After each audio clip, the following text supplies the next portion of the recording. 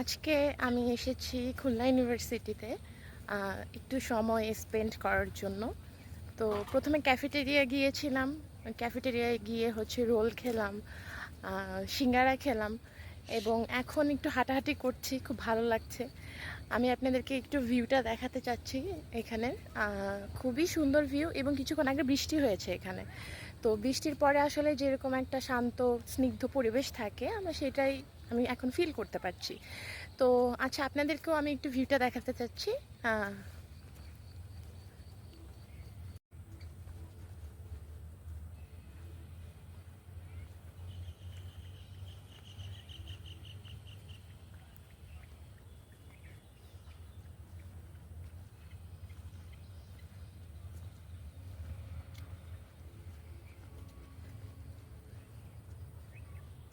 আকাশটা দেখেছেন কি সুন্দর লাগছে?